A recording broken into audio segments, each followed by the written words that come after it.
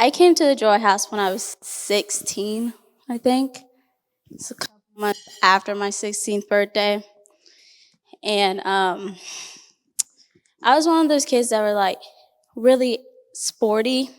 And like I had to have something like to do or I would go crazy. And I make friends really easily. So I started getting into the wrong crowd. You know, the way I show love to people is like I always want to be there for them, and I don't always see the right way people treat people. So I struggle with that a lot, and I was really like struggling inside that no one really knew. Like I didn't even know about myself that like I came from Haiti, and so I was struggling with the adoption process because I was at a young age. I didn't really comprehend it, and so as I started getting older and seeing my friends with their biological parents, I started feeling like the pain of it. So I started struggling with it, and I guess when my freshman year, I started like unraveling, as some people might say. Where's Miss Robin? Unraveling, and I didn't know how to handle it. I guess. Sorry.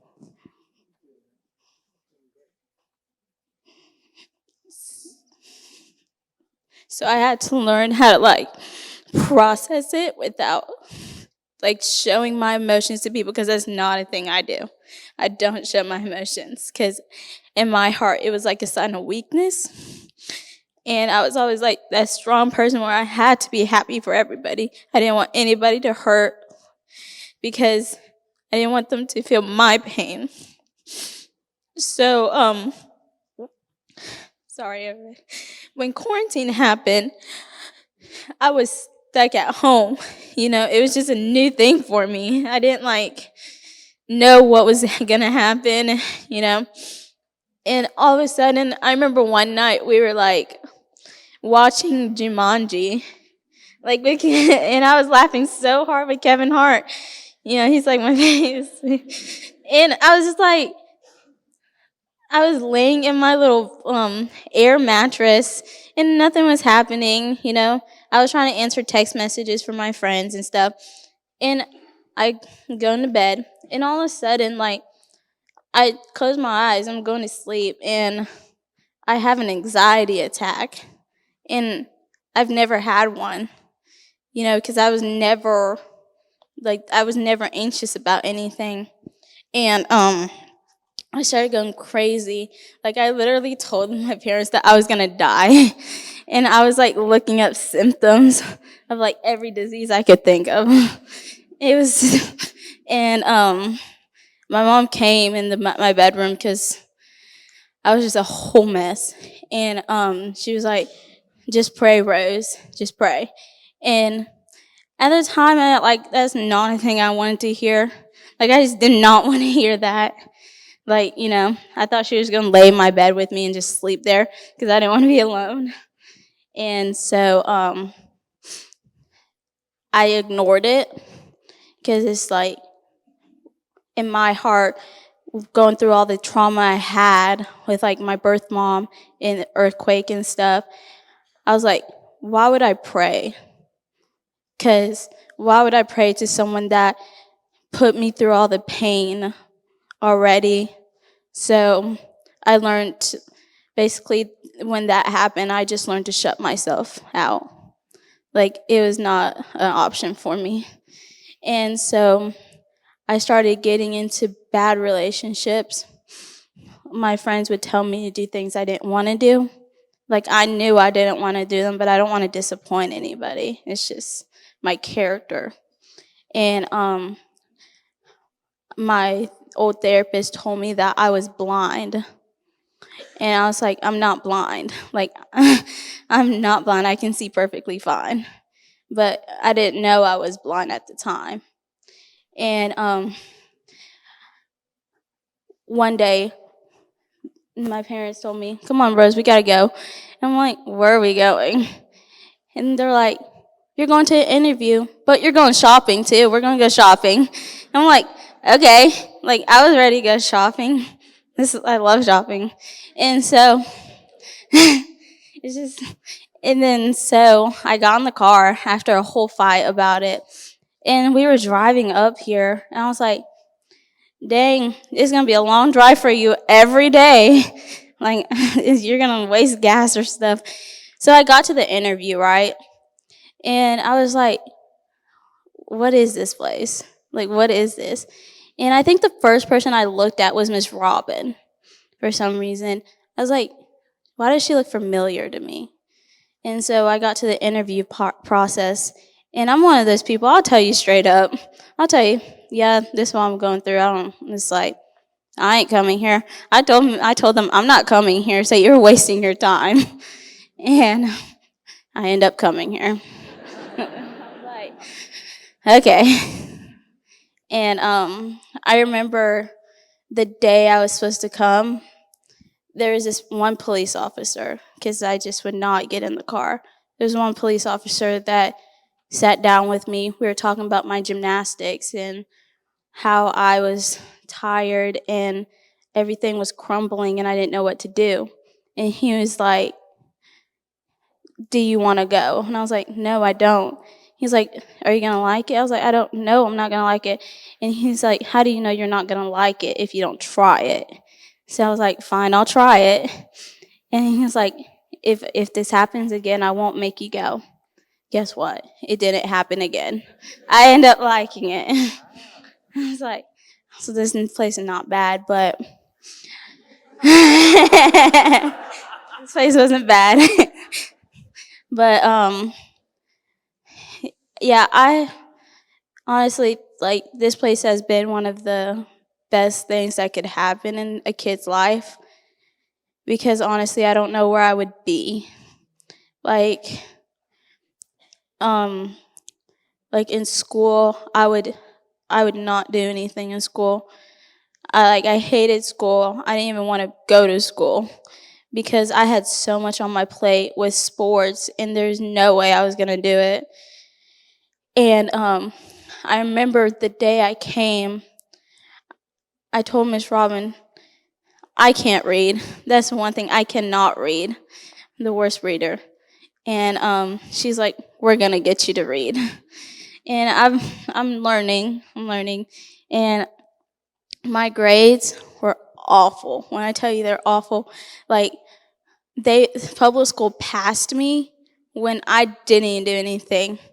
And I remember one time I got so mad at Mr. Ron and Miss Robin. I sat at my desk for 3 days, and I didn't do anything. I was like, Miss Robin, I cannot do this. Because I kept getting scoring violations, and I didn't understand. I wasn't passing tests.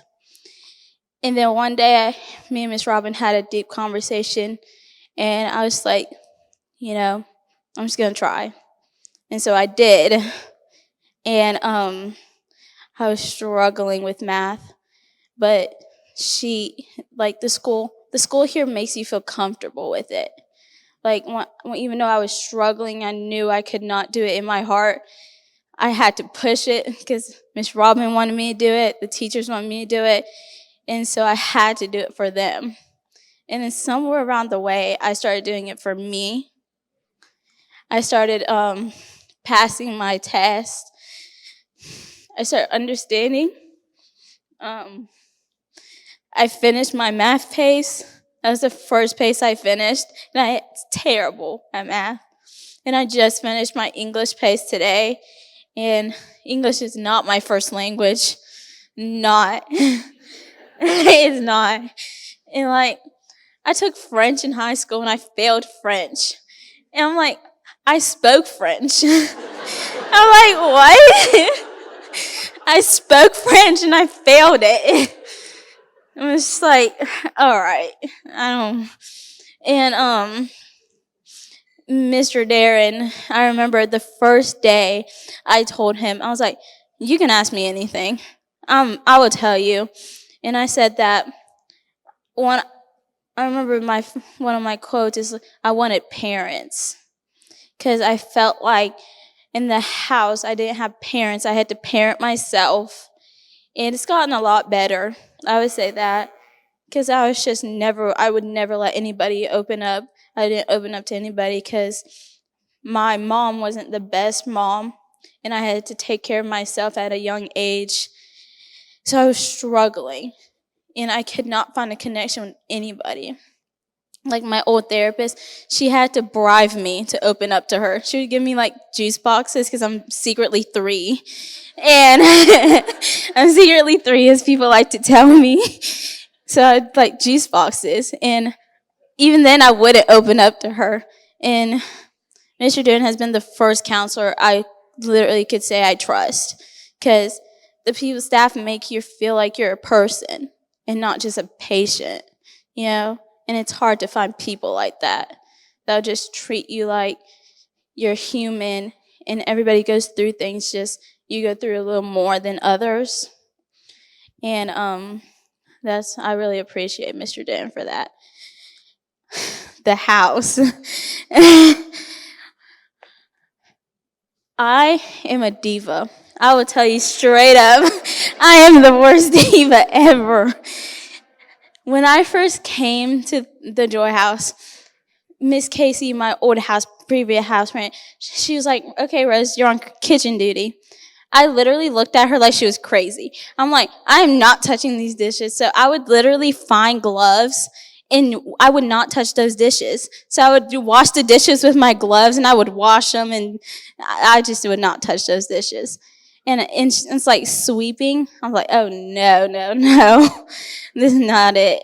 And so I've learned to like do chores, things that I've never done in my life. And now I can honestly say that I'm an actual teenager now, you know. And they've really helped me with life skills that I didn't know I needed at the time. Like at home, I cook. Like that's just one of my, like I cook a lot.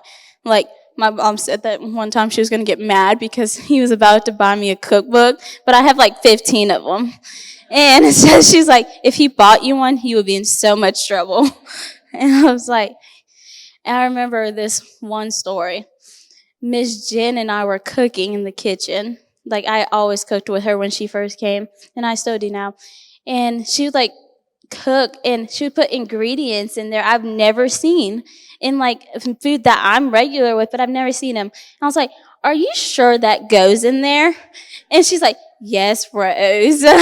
I'm like, "Okay." And she's like, "You'll like it, I promise." And I was like, "Okay." So I started learning how to trust her when she cooked, and she was like, I'm this person. I'm so interested in everything. So I would try to eat the raw food. Each raw food she would chop up. I would just take it. She's like, "Rose, you can't eat that. You can't." And I was like, "Oh, okay." And it's like, but she was always right. Like I was get salmonella, get salmonella or something.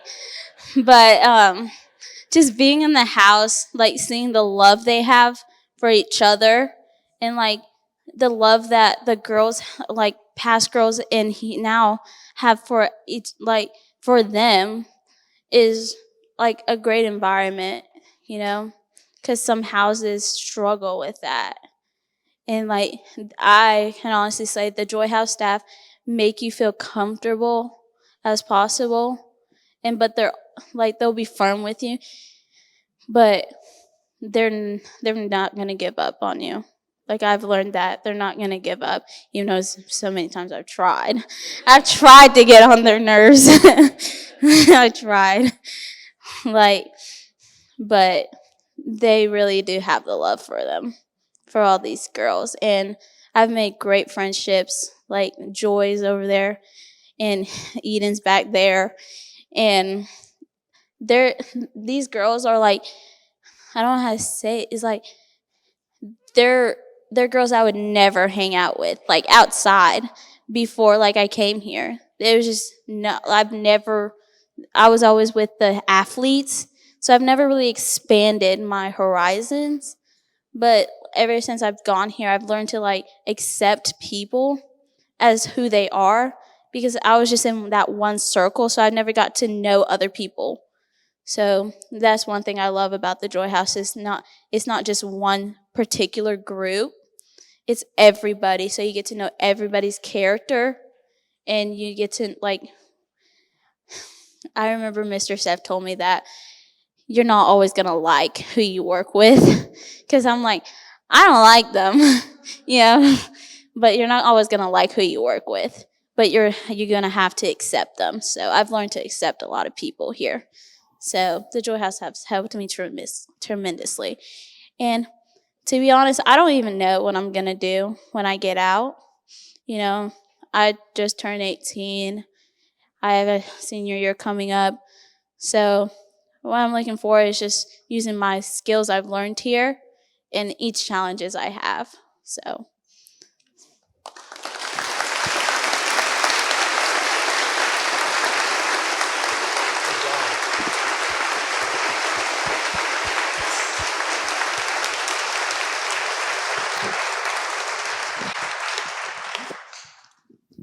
So Rose kind of explained how we got here. But, she said how she didn't feel like she had parents. She didn't know what to do. She was shut down, anxiety attack. COVID uncovered a lot of the structure we had that was covering up dysfunction in our family, right? We had structure at school, we had structure at sports, and I had structure in my job. But COVID blew all that away and exposed what was going on. So imagine me as a parent. I was trying to discipline Rose, help her, but she was drawing back too. And so I reverted back to a stronger authority. Going to take my stand. I'm dad. You're going to do it my way. We're going to do the standards. And it just drove her further away. And we had less and less communication. It's kind of how we got here. So it's not just about the kids, as Steve was saying, it's about the whole family. So there's a part that the parents do too. And so we come up and we go to parenting group. Mr. D encourages us. And it caused her to reflect on ourselves. What are we doing? And he introduced the family systems theory. And look, I've been a Christian. I've been in church leadership for a long, long time. I've even successfully counseled people out of that. But then it's like, oh, you know what? You are knee deep in this. Then I got a communication one day from Mr. D, and he commented that Rose had mentioned she saw a change at home. And that gave me encouragement, because I had realized all I'm doing is causing her to have another emotional reaction and trigger me to another one and to get louder. And it was just a vicious cycle with nothing constructive happening at all. So after I heard that she felt something had changed, it really gave me encouragement to make sure, what am I doing? What are my actions? What are my words? And to get really to see the root. So where are we at today? I don't think we enter into that cycle of constantly triggering emotional outburst. We don't. Do we agree all the time? Absolutely not. No. Do we even feel like the other truly understands how we feel and what we're communicating? We're still growing in that. But we're able to communicate and move forward without inflicting damage on each other. And personally for me, the Joy House has enabled me to further give to God things that I cannot control. He's doing that for all of us, but it's really helped me. And those things that concern me the most, instead of trying to fix it myself, let me first take it to the cross. After 55 years of life, you would think you would already know that, but there's some more that you can learn. And then, today we're in a world that there's a lot of external things coming against our families and our marriages and our kids, and how are we going to deal with those? And I was reminded, John 16:33, Jesus said, in this world you will have trouble, but take heart, I've overcome the world. So the Joy House has helped me enter into that peace, because part of that verse, he says, I've overcome. So in me, you can have peace, even though in the world you're having trouble. So is it a fix for everything? No. But you go closer to Christ and walk in his peace so we can get through the trouble that does exist. And I'm looking forward to seeing Rose move on into a mature adult and accomplish some fantastic things. And I'm so proud of her. You did so good tonight. Thank you.